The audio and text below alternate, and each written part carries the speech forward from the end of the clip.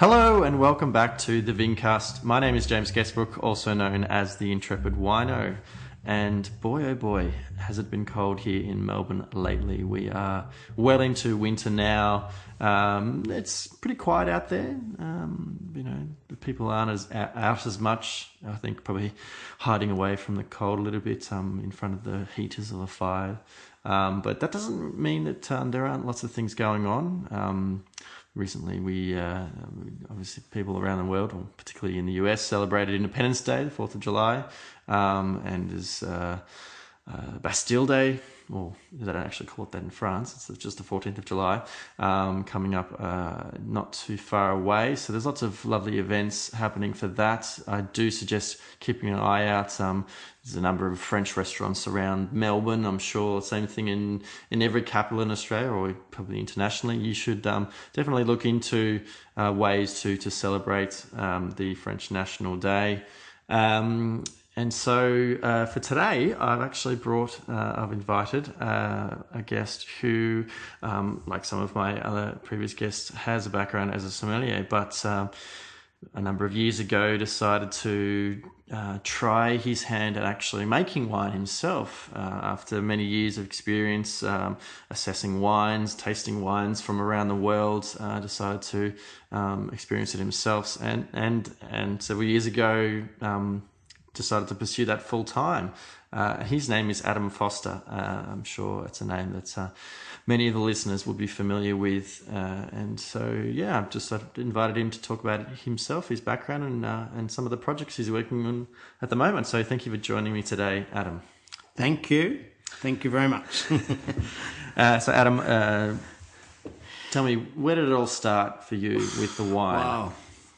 The first interaction with wine, how did you get introduced to it and to decide to pursue a career in wine? I suppose the really going back to the start, which you've probably missed one of my careers before my career. Okay. So I am actually a chef, trained, qualified Of course. chef. I remember now. So I did that for about 10 years. And I suppose when I was an apprentice chef, I realised that a lot of chefs didn't have very good palates. And I thought that was odd, that someone making all this beautiful food, but they can't actually enjoy or understand the wine and the process of what makes a good wine. Yeah. So I think while I was an apprentice chef, I started studying as much as I could about wine on my days off. So I did my wine appreciation course with Trembath and Taylor back in the early 90s. It's a lovely introduction to Italian yeah, wine. And worked with the late. Did a course with the late Colin Richardson, who was a legend in the day, and so I got a real bug and taste for it. And then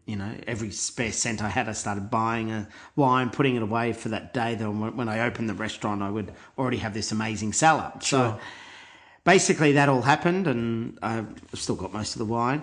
What I haven't drunk, that is. But the whole idea then was, I don't know, it came. I always knew I was probably going to make it one day, but it was going to be my, as a cook, as we've seen in television and MasterChef and all these other. It's lots of stress, lots of pressure, really hard on your body and mentally. So I always thought I'd retire from the kitchen at about 37.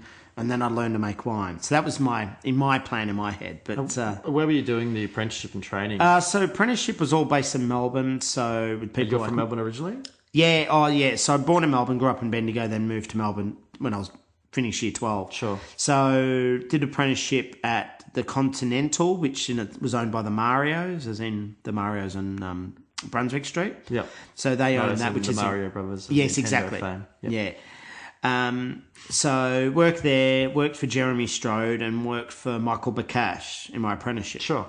So did all that and then went straight to Europe, worked 2.5 years in Michelin star kitchens, and then came back, and then basically I was head chef of the Lakehouse in Daylesford in 2001 and 2002.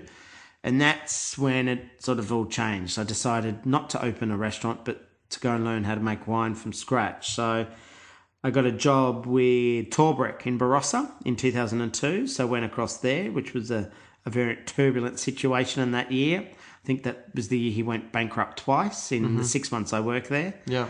But then that started leading doors. So then I got a job in Chapoutier in Hermitage in the Rhone Valley. And then every year for the next 3 years, I did 2 vintages a year for for 3 years. So basically, sort of learning my knowledge twice per year instead of waiting a whole year to do another vintage. So I did that for 4 years, and then I suppose that's where it all started. Then I thought, well, I'll buy some grapes, make some wine, and then once I'd done that in '04, I realised there's a cellar rat, which is what they call the schlepper that does all the cleaning and that in the tanks. So I didn't earn much money. So I thought, how can I earn more money and still drink good booze? So it was like, become a som. I get paid to drink. So that's how that started. So then did that for about then did that for about 5 years. Right. And then now I'm with Syrahmi and Fostery Rocco. That's what I do. So it's my hobby has turned into my love and passion, and now I'm employed to do what I do. So. Okay, so you've fast forwarded through a lot of stuff there. Yeah. Let's take it back a little bit. Okay. So when you started to kind of get into the wines more and appreciate the wines back when you were working as a chef, were there particular wines you kind of found an affinity for? I think having that approach as a chef and always thinking about, okay, how has this improved the experience of the food? Yeah. Did that kind of play into the kind of wines you were enjoying and appreciating more? Well, I think in hindsight, probably the wines that I was enjoying would probably, I look back in today now and probably think they weren't the wines.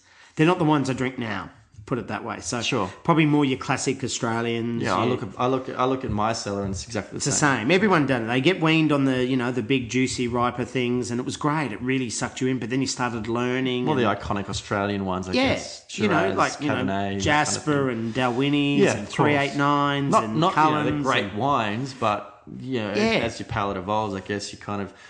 I'm always the same. Like I always want something different and something new. Yeah. I look back on my cellar now and kind of go, oh yeah, okay, I've got those. You're maybe not as excited about them. Yeah. So I think from that, obviously, and then that, the chefs I worked with were always, it's sort of, their food was very refined. Even, Toofy's was always about, just very simple fish on a plate was nothing else. Yeah. Jeremy Strode was the same way. So I think from that, it was honing my palate before I knew what I was going to get into later in life. So all those little steps help, nurture you and along the way. And then, you work with a som when you're in the kitchen and someone says, try this, and you go, that's delicious. And I think from there were all the little baby steps that have made me, I suppose where my palate is today. Sure.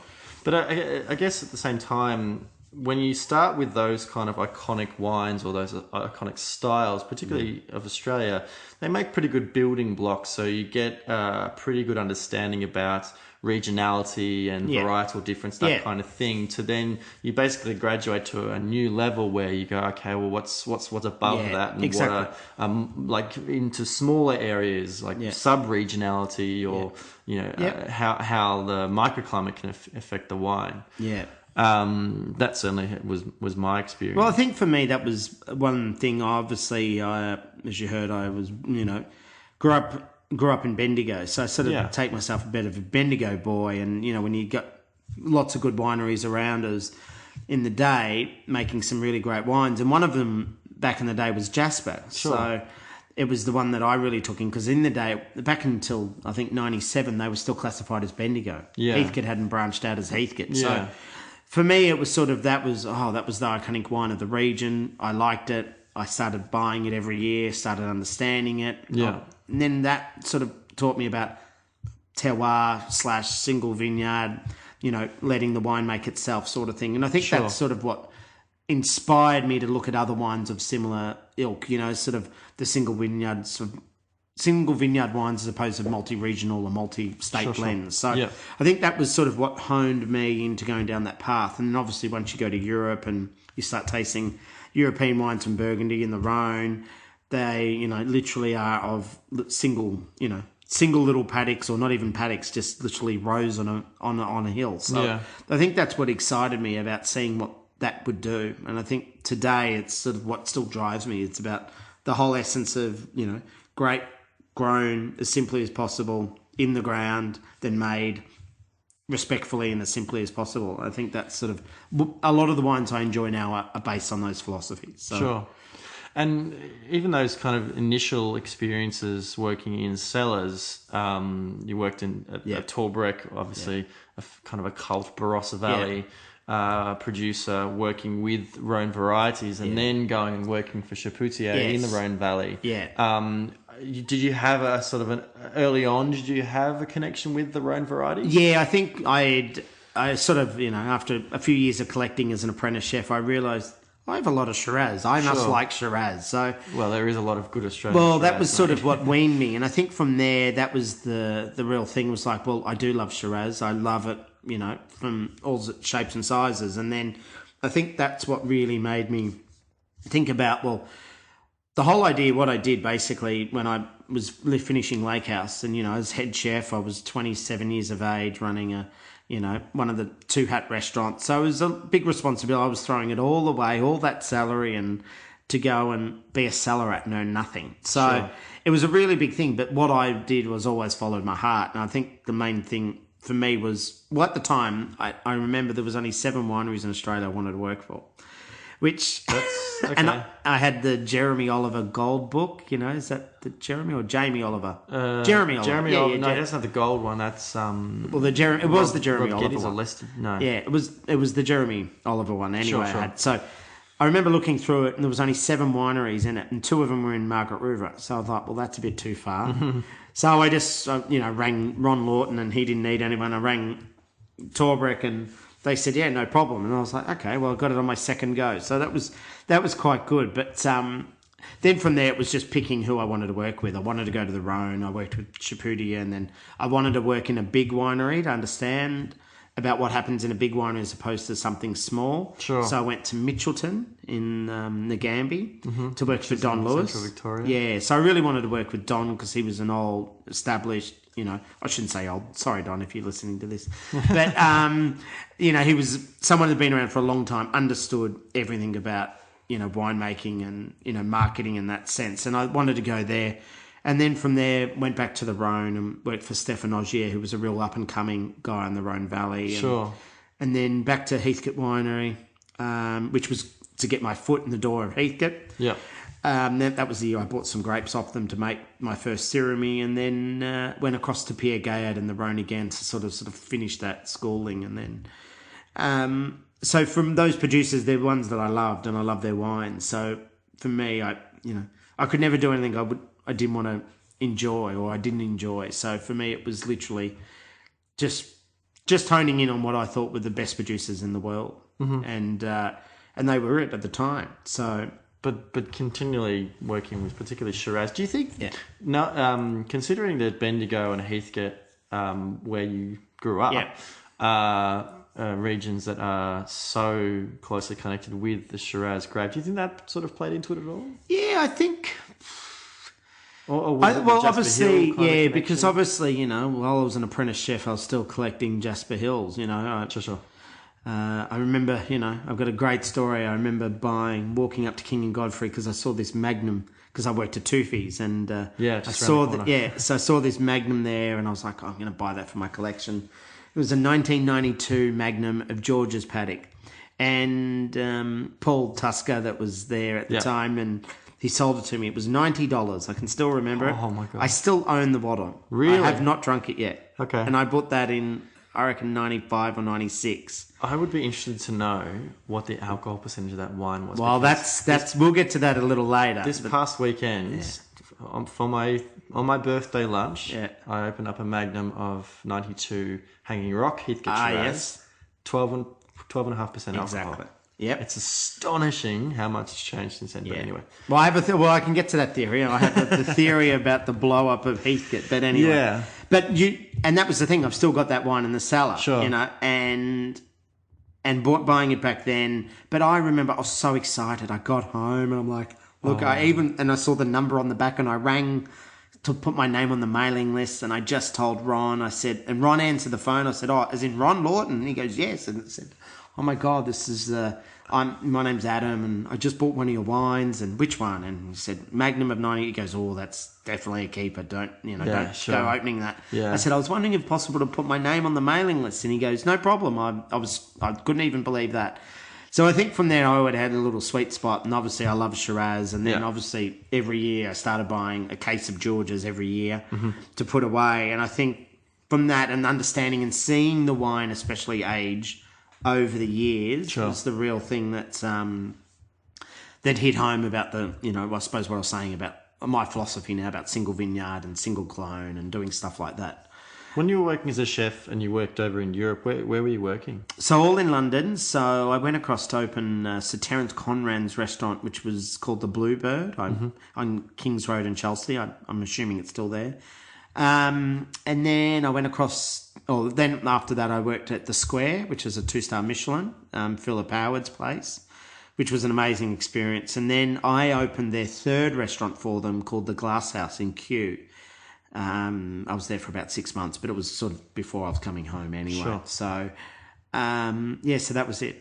And when you were working in London, in fact, I just had someone on who had a similar experience working in hospitality in London and found it quite different in terms of as a wine market and the kind of wines you get exposure to. Did you have the same experience in London? It was incredible. London, every time I went to the shop, I was buying something, I remember I bought my first Chateau Moussa, from Lebanon and, wow. And I'm like, I never even knew Lebanon made wine and I'm drinking it and I'm like, it's actually pretty cool. And I was also, while I was there, I actually did my level 3. It was Wesset. Sure. So I was at a 2-star Michelin. On my day, I asked the chef to give me every Monday night off, and for 16 weeks, I went and did my high certificate. So, so I ended up passing it. Well, I got a C, I remember, which I was like, it was still a pass. They said, no worries. And I was like, it was very, literally MW's teaching you every week. It was incredible. So that was a real eye-opener as well. We got to see wine, you can literally, from Slovenia through to Croatia, stuff that, nowadays you can see it. But back then, for an Aussie 21-year-old, it was an absolute eye-opener. So... And, obviously, I think the two great places in the world to drink amazing wine is London and New York. And part of the reason is because they don't produce wine. So they're very open to everything. And I think when you go to those two places, it's like I'm a kid in a candy shop. It is just, what can I try? What haven't I seen before? And I think that's the really unique thing about especially London. And I think that's it for all, like over there, obviously... in this country, a good bottle of wine, you spend about $25. That's what most people or some people spend. When you go to Europe and you're spending not even €5, and you're getting a really good wine. Yeah. So that's the amazing thing. And even when you go to anywhere in Europe, you're drinking really good wine for €5, which is astonishing. So I think that's the good things over there. You get to see a lot more wine without busting your bank balance too much. Mm-hmm. When you were living and working in London, did you get to travel very much? Did lots. That was that. Other than cooking for great people, it was every time I had a time off, I would go somewhere. So I pretty much did the whole of Europe. So multiple trips to France, Greece, Germany, Spain multiple times. Just travelled a lot whenever I could, because obviously the kitchen's very demanding and, you work those long, hard hours. But as soon as you get a couple of days off, and you just jump on a plane and go to Amsterdam for 2 days. It was that easy. It was like, I remember I had 4 days off in a row or 5 days I think I ended up taking, but I went to Greece. It's like, I'll fly to Athens. I haven't been there. So it was all very easy, very accessible and very inexpensive because of the flights, because there were so many flights going everywhere. So that was the other great part about going to London. It was to open up and see the world. Before when you were working as a chef, both in Australia and over in London, did you generally try to have a somewhat close relationship with the sommeliers? Well, I don't even think we even knew what the word was back then. Right, okay. I think, not like at... or at least have some input. Yeah, well, a lot. Well, I was still buying wine. Like when I was at the Adelphi with Jeremy Strode when he was there, Simon Denton was the restaurant manager. So Simon's got a great palate, and he'd be buying all these wines, and he'd go, you knock off, let me try something, and then I'd go, well, I'll buy a case or I'll buy a 6-pack, and so that's how I basically accrued my cellar, because obviously you're buying it at LUC price as well, which is nice as opposed to retail. So the little perks of the industry. So that's sort of why I invested my time and energy and money into that. But also on that, my one day off a week when I was with Jeremy, I went and offered my services free to Walter's Wine Bar. Yeah. So I just rocked up one day, said, they won best wine list in the country at the time in the Tucker Seabrook Awards. This is going back now. Yeah. And I said, I want to work one day a week. You don't pay me. Just teach me as much as you can about wine. And so after my first shift, I think Walter Burke came up to me and he said, are you seriously working here for free? I said, yeah. And he goes, you work in the kitchen with Jeremy? And he goes, yeah. He goes, yeah, no worries. So he really took me under his wing, and every night there was always some great bottles open, and they ended up paying me, but I said, well, you'll get the money straight back. And they said, what? I said, everything I'll put towards mud. So I just mostly built my cellar up from that in the day. Where were you keeping your wines? I still keep it, actually. I've got a private cellar in Racecourse Road in Flemington, underground. Cool.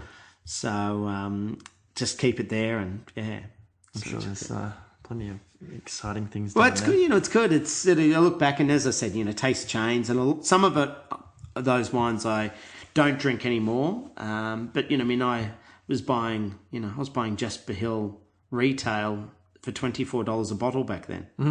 Mosswood Cabernet was, I think I paid for the 94, for the 94, I think I paid $24 a bottle. And it's crazy. And then that boom, obviously, which, if you want, good segue to go to the boom of the Parker Eyes in the mid-90s in Australian wine, and the Grange winning best wine in the world, and I think it was 96 for the 1990 Grange, and that's what really exploded.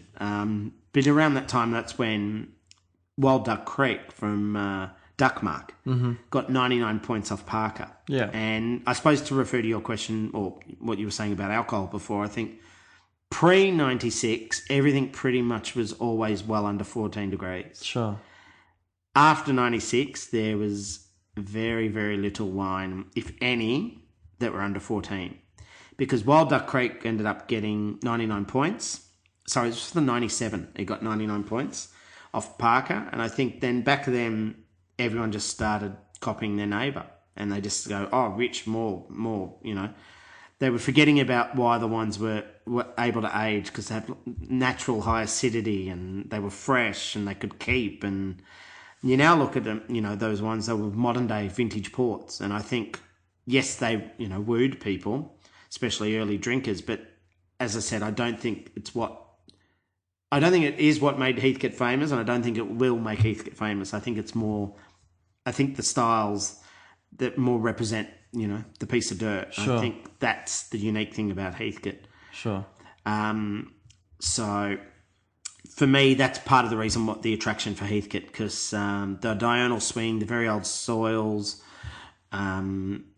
adequate enough rainwater, lots of topsoil, down to 4 metres in some parts. So the vines really have to dig down, and allows them to, a lot of the vineyards to be dry grown as well. So I think they're the important things for Heathcote, which sometimes get overshadowed by, big ripe blockbusters. So, so even working different vintages in other parts of Victoria, over in France, you ended up back in Heathcote, working at Heathcote Winery. Yeah. But this was still whilst you were working as a sommelier at the Lakehouse. No. So basically, I finished cooking up to 02, and then 3, 4, 5, I was a cellar rat, travelling the world, making wine.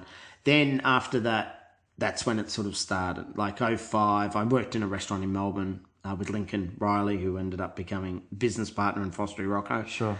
And then I worked for Andrew McConnell. So I worked for Andrew McConnell at 312 for 2.5 years. Yeah. And then from there, I went to Lakehouse as food and beverage manager and SOM. So in between that time, I think from 2005 to 2010, I was on the floor working as a SOM. So, but you started sort of tinkering away and playing with your own wines at this Yes, point? I'd already made my first Syrahmi. So Sure. I think, well, the good thing with the people I worked with, one of the conditions of my employment with them was that I took 1 month off a year, leave without pay. Right. So Which I could was go and make during- them. for vintage. Exactly. So I would take a month off, go and make my wine over that month, then tinker it on my days off, mornings off, whatever, and then go back to full-time work. So that's basically what I did for, I don't know, that 5 years thereafter. And what were the first experiences you had sort of making your own wine? Like, did you have an idea about how you wanted to do it, or like you had enough experience? I think I always had. I think I always in my head was single vineyard, and it was. I think once I'd worked at those wineries, especially the bigger ones, and the blending of this and the blending of that, and doing that and trial getting to of see the different passes and sort of how they. yeah, but. And, the trialling, like, do the acid trial and do the fining trial and do the tannin trial. And I was like, this is all far too hard. Yeah, sure. So I sort of had a knee-jerk reaction to it. I was like, I don't want to do that. I just want to grow or have someone grow really beautiful grapes that I want to eat. Yeah. And I'm going to turn them into wine. Yeah. So I think for me, seeing all that in the bigger wineries was really good because it really cemented what I wanted to do. Sure. I just wanted to pick a grape off the vine that I wanted to eat. I wanted to eat it, and I do eat lots of them over vintage. And then I pick them and I take them to the winery, and then I let the wine do itself. So I think for me that was more important, really about a sense and place and really being hands off and not manipulating. Because once you do one of those trials, there's so much more you can do. And that's the part that I was like, this is never ending. And the whole idea to make the perfect wine, I think, is absolutely impossible because you can't make it. And, the great old winemakers you talk to when you go to Europe, they go, I just got lucky with my 78 or my 61 or my 99 or, that's what say it just was magic in that year. And I think there's something nice about that as opposed to always trying to make the same standard of wine every year as opposed to be more consistent. So Also it's the same issue with chasing points. It's making exactly. And that for me, don't get me wrong, I'm more than happy for anyone else to do it, but for me it was really I think that's what cemented what I want. I just wanted to single vineyard wines that hopefully speak of where they come from. And made with love and made with nothing added to it. So I think that was the real eye opener for me, seeing these styles. And I suppose going back to the stylistic thing, I was inspired, obviously, from Côte Rôtie. I worked with two producers that use next to nothing in Viognier. So, but one of them, or Pierre Gaillard, he did. But I suppose, seeing some techniques that they were doing that no one I'm not going to say no one, but I hadn't seen it, and not many people, like cold soaking, So I started doing, 5-day cold soak. And so what's the benefit of cold soaking? Well, this is basically... so pick grapes, put in a fermenter, put the chilling on, or put a chilled flag in it, or put it in the fridge or the cool room for a couple of whatever you have. But to really cool it down, so below 10 degrees. But it's not pre fermented. or post Pre. crushing? Well, you got to get however your means to get the grapes cold. Yeah. Could be pre or post, but I would do it when they come in. Sure. But that depends, I have done it the other way as well. Obviously, chill them, then de-stem them. So, Sure. The whole idea for me back in the day was when you see it, have really, especially in Europe, because sometimes their colour's not good, so they do it because they get really great colour. Mm-hmm. They're still plunging it and pumping it, but there's just juice. It's just, they're just rotating the juice around. So, okay, but keeping it at a low temperature. Yeah, they're keeping it below stop 10 the so it won't start fermentation from fermentation. Exactly. And so normally they add a bit of sulphur at that stage as well, because that will retard the ferment. Yeah. So by doing that, then they... so you just keep it on the skins. And the part of the reason I liked about it, I always thought it really gave a lot of mid-palate texture. It always really extended the mid-palate. It wasn't like a wine that had just started fermenting. It always had a bit more. There was more going on. And the other thing, the wine's in contact, or the grapes are in contact with each other for longer time, as opposed to, like at Torbeck, we were pressing stuff off after 5-6 days. Yeah. So I sort of like that whole extended, more ferment, or pre and post. So, Yeah.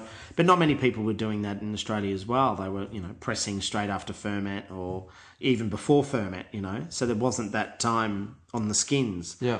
And they're sort of some of the techniques I liked. I've never added yeast to a wine I've made, still to this day. I was very adamant that I wanted it to be, its own yeast. And just, I think things like that, only ever French oak. I've never bought an American barrel. I've never not used anything but French. So little things, they use roughly, for Côte Rôtie, then generally about 20 to 30% new oak. So I sort of went with that at the start with the Heathcote fruit. So I think at the start I was influenced by what I'd seen and what I learned, because ultimately that was the only education I'd had. There was no university, there was no nothing. Yeah.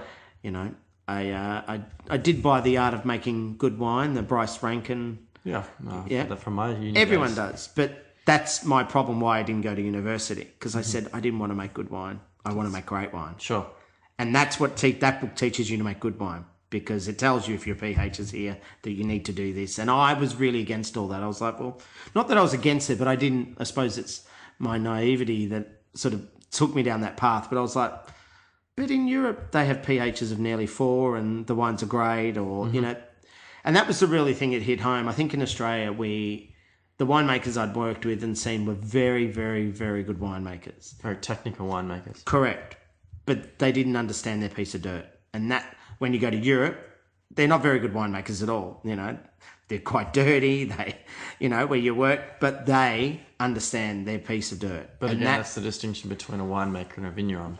Yes, exactly. Yeah, but I was working with winemakers. So, and yes, there were vignerons over there. But I think that was the big difference. And to see that and come back with, doing the 2 vintages a year was a real eye-opener. It was like, okay, now, I started getting things, because at the start you didn't know. Why are you pumping it over? Why are you doing that? You don't really get it until you've done a vintage. Sure. And then it sort of all hit home, and then after a couple you go, okay, now I get this. So I think for me that was a really good point to see multiple vintages over, multiple vintages and multiple, in different areas as well. Were you sort of looking at your cellar or wines you were enjoying a lot more and kind of almost reverse engineering them, trying to find out what if there were common themes or philosophies or techniques between those wines? I think I still do it. It's just don't think they'll ever, you try one and you go, wonder how they got that or what they did to that. And, and I think that's what got me to sort of where I am now and using using lots of whole bunch. Sure. Back in the day, there was nothing. Everything was totally destemmed. Yeah. But I was also putting Viognier in for the first 3 vintages. Yeah. So I was putting the Viognier in because that would give me my perfume and lift. Yeah. But now I'm doing whole bunches because it does that and does a lot more. So I think over the time I started looking at what wines I liked. I'm like, I really like that style. I really like that style. And then you go, they're 100% whole bunch. Yeah. They're, very high percentage of whole bunch. They're the little things that keep ticking away going, I get it. That's obviously, I like that style. Yeah. And that's sort of what, do the experiments, do the trials, to see, see how far you can take it. So I think, honestly, and still to this day, it's, every bottle of wine I look at or taste, I'm constantly thinking that, And the experience as a chef, that kind of plays into the kind of wine you want to make? Without a doubt. Just I suppose, attention to detail in flavours and textures, mostly. I think that was, you can't learn, you can't be taught that. You just, But also that appreciation of the raw material and how that... Yeah. And sort of looking at it and having an idea about, okay, if I do this, and I combine it with that, it'll end up with this. Same sort of thing with the wine. Yeah, exactly. Absolutely. And it is, I've, over the years, I suppose, I'm not going to say invented, but we've done a few techniques that no one's ever done. But I think that's the whole idea, because always think outside the square. Sure. And every time I make a bottle or make a wine or buy, have grapes to make a wine, I always think with the chef's hat on. I don't think with the winemaking hat on. Mm-hmm. So I always think, how can I get more flavour? What can I do to get more flavour? Yeah.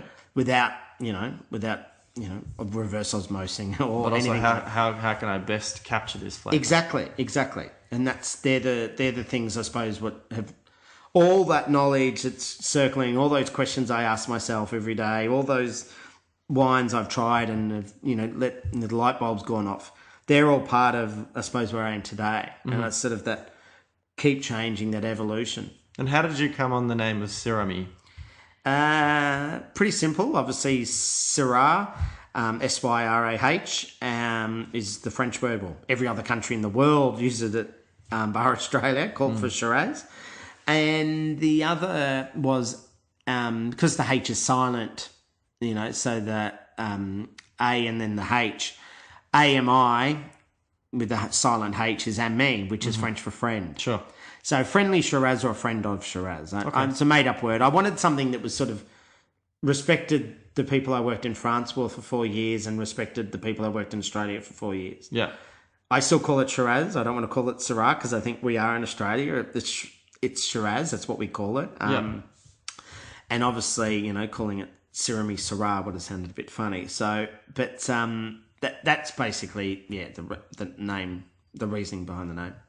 And you were very much into having the expression of every vintage and every vintage being different. And yes, I think in the past you gave every vintage a name. Different exactly, name. Exactly. And you still do it, especially with the Syrahmi. Every wine has always had a different name. Yeah. For me, and again, no disrespect to 389, or anything, but they always try to make a style. It's not. They'd love to produce the same one every year. I'm sure they'd love to make a non-vintage. It's just that it's always consistent. But for me, I wanted to know what Mother Nature gave. I wanted to know what that piece of dirt. I wanted to know what I want to sort of get across to the customer that they know what I was thinking, or they could understand the story. Or why I did it this year. And every single wine I've made tastes completely different in every vintage. But I'm excited by that because that's what the wines of Europe, most of the wines of the world are like, they do change. You buy one vintage and, it's that philosophy, you drink the ones that are ready now and you keep the ones and, and that's where I find, and I've found that now, particularly with me, once I find a producer in the world that I like. Yeah. I generally buy it every single year regardless. Because you're excited to sort of see how exactly the philosophy and that side might express in a different conditions. Yeah. Different so once a winery's got me, I'm very loyal. So because it's there's a hint for all you winemakers out there. Yes. So that's the thing. Once I like something, I want to see it. I want to see and sure. And you kind of look forward to the release with great anticipation. Yeah, going, exactly. I'm so there's wines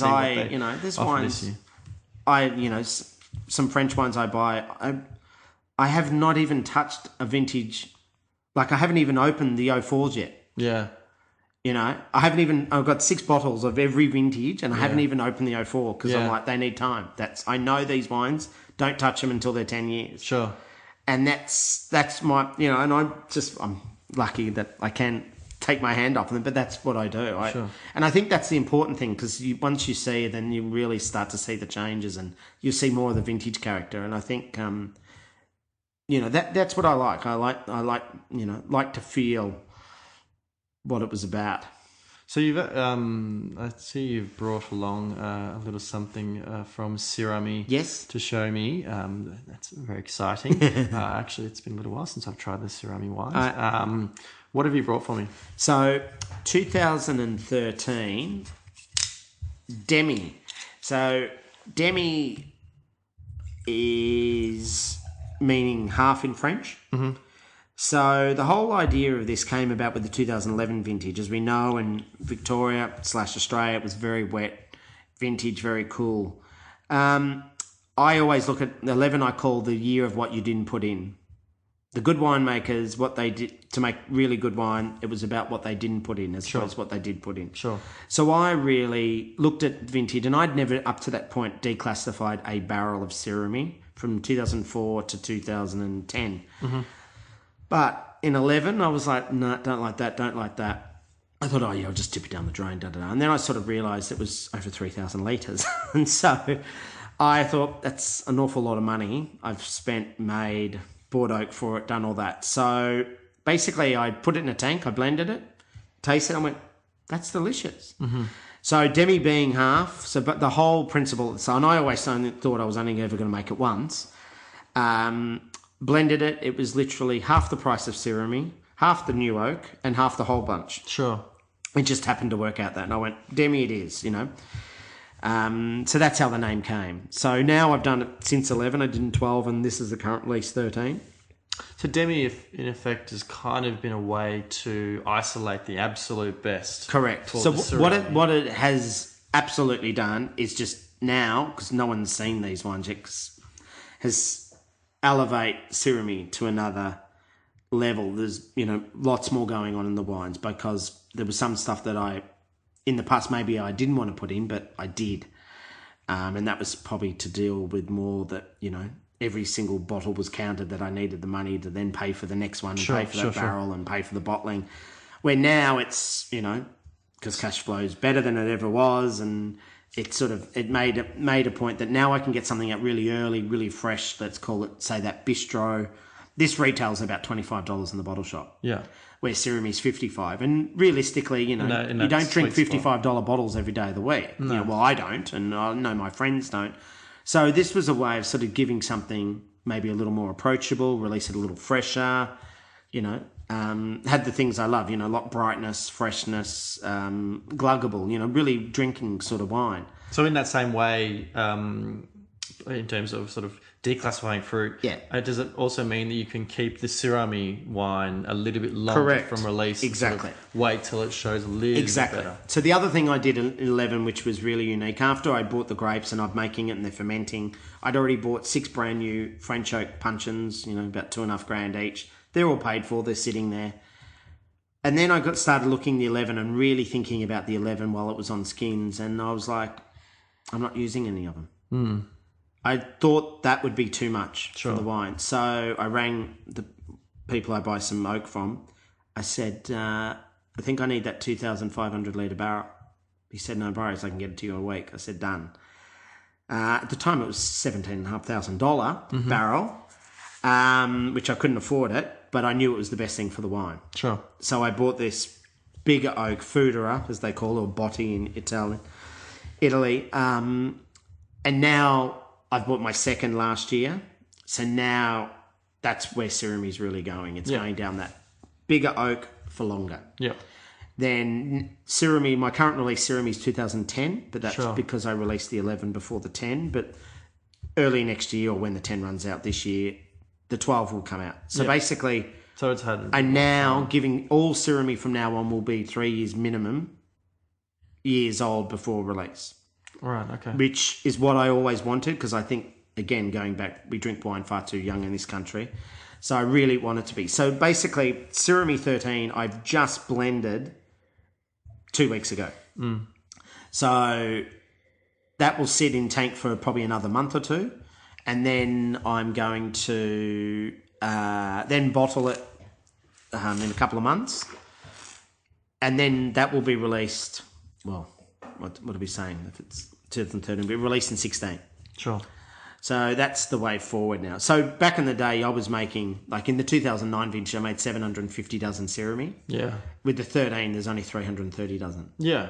But it's all. But what there is possibly looks better because you've had the opportunity to keep it a bit longer. Yeah. It's the best and these are all the stuff. things you learn along the way. You go, oh, well, that looked better. I kept it in oak a bit longer this year. You sort of understand why wineries have sort of different levels. Yes. And then they can release one wine a bit earlier and get a little bit more return, to invest back into the next vintage. Yes, exactly. Because, if you tell that, at the moment I'm talking to a bank, but anyway, let's not go down that path. But I'm telling them, I've made my 13. Well, I've even made 14. And they go, oh, well, when will you release your 13? I said, 2016. And they go, why don't you release it now? I go, well, I could, but I don't want to. I want to do it because I want the wine to have Because this is not Bordeaux en primeur. Yeah.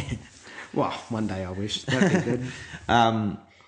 No, but that's what, and it is lovely to see it so vibrant, so bright and fresh, and it really does have that kind of aromatic quality. So there's half as much whole bunch in the demi It was in the first year, but now because I literally thought I was making demi in 11 and I'd never do it again. Yeah. I just thought, but I sort of realised that people do like what I'm calling it inexpensive wine, being at 25 retail, and restaurants really like it. So it was an overnight success. The wine sold out in a heartbeat, and I had like 300 odd dozen. I was like, this works. So literally the next year, 12, I doubled it, and then 13, I've nearly doubled it again. So I'm now making about 1,000 dozen of this now. Mm-hmm. But it's all and the one thing you said before, which I'll pull you up, is it's not declassified fruit. It's all exactly the same fruit. I make it exactly the same way. It's just I'm declassifying the barrels after a certain time. Oh, okay. So I'm making it everything is made exactly like I make Syrahmi. Right. But now I'm just going through tasting the barrel, and I put the blend of this together in December. So, it was only picked March. Yeah. Gone through everything, and then I'm blending it, and then I bottled it in February. Okay. So it's what it does is then the wines I've got, it's like, okay, that's now Syrahmi. Right. So, where all the rest get blended, it sits there, comes out early release. So Okay. And so the 2013 has just been released? No, I released it the day after bottling. Oh, okay. So it's out there. Yeah. So it's more than half of it's gone. There's only a couple 100 dozen of it left now. But the whole idea was that it did give me some pocket money, especially while I was at Vintage, because I still make every bottle every bottle, make all it all, but I also sell it all still. Yeah. So I'm still the guy beating the restaurant door saying, would you like to buy my wine? And okay. So I'm still doing that in Victoria. I've got people selling it in New South Wales and Perth, but in Victoria I'm still doing it. And I still love it. I don't want to give that up. It's just, for me, because total production's 1,500 dozen for Syrahmi. So it's not like it's, But Syrahmi is not the only winemaking project. No, exactly. With. We have some to. other projects. Foster, Rocco. So tell me, you mentioned Lincoln Riley before. Yes. He's your business partner in Foster Rocco. Foster, obviously being your surname. Rocco is Lincoln's nickname. Yeah. And what was the idea behind that project? Well, that's a little bit different. Yes, very different. So Foster Rocco, 100% Sangiovese. So this is going all the way back to that initial wine education with Trembath and Taylor when you first got introduced to the Italian Exactly. wine. But what happened is Lincoln and I worked together at a restaurant at the time. He was my boss at Upper and Lower House, which was a Paul Mathis restaurant at the time. We worked together for 6, but every time we caught up, Lincoln and I, we'd always be drinking something Tuscan or Sangiovese. It really hit home how good these wines are with food. Sure. Savoury, high-toned acid, obviously, very grippy tannin structure for food. Mm-hmm. It all was tick, tick, tick. So Link realised as a Bendigo boy like me, we actually realised we grew up across the road from each other. Oh, that's weird. Very weird. And I'm a couple of years older than him, so I grew up across the road from him. So we thought two Bendigo guys like Sangiovese, so we tried to find some Bendigo Sangiovese to know luck. So what I did, I knew of a vineyard in Heathcote, and that's how it started. We bought 5 tonne. I wanted to make some rosé because I hated Australian rosé because they were always so sweet. Yeah. I wanted rosé that were dry, savoury, lots of texture. And there was very little at the time. Like you could count them on one hand, the ones that were dry. So I really wanted to make a dry, savoury rosé with Sangiovese, and then we made a red, I'm not comparing it, but just say like Chianti Classico sort of level. That was in our eyes. Just a really good, everyday, lots of tannin, lots of things we like. So, and then basically it just grew. And then the rosé was a big hit, and then we started making more rosé. And so there was a fairly immediate kind of response? Yeah, it was amazing. The response was, obviously Link and I were in the industry. We knew a lot of people, which helped. I'd had Syrahmi, had a couple of, 4 years track record, people like that style that I was doing. So I think it was a great success in the way. But we stuck to our guns and we only wanted to do Sangiovese. Like, it was very easy to make a Shiraz under it or make something else that was more commercially viable. But the whole idea for us was, let's make Sangiovese. Sure. That's what we love. That's what inspired. So now there's 4 wines. So there's a Sangiovese Rosé, Sangiovese Nuovo, so a sort of our play on a Beaujolais. So think Beaujolais, but made with Sangiovese. So really juicy, fresh, crunchy, unoaked and released always 1st of September. Okay. So something really primal, really earthy, really soft, really, but to drink young. Then we make a bit of a quaffer. Yeah, exactly. Yeah, and then the Sangiovese, and then we make a reserva. So, and this is sort of goes to our commitment of what we want to do. We've only just or early in the year released our 09 Reserva, and that's the first wine. So we've kept it deliberately for 5 years before release because that's what we thought the wine needed. And that's been the great thing about the Foster Rocco and the Syrahmi project is because Link and I both have day jobs, we can just treat the wines exactly how we want. Yeah. So our current release, Sangiovese, is 11. So with, it's got minimum of 3 years of age on it. So just those things, we haven't got an accountant breathing down our neck saying you need to release this, you need to release it. So, and that's been now really well received. Now selling, all over Australia. Now starting to export. So really, yeah, which I can't believe people are buying the Sangiovese grape from Australia. But no, exporting to Japan. Just started to, or about to start to America.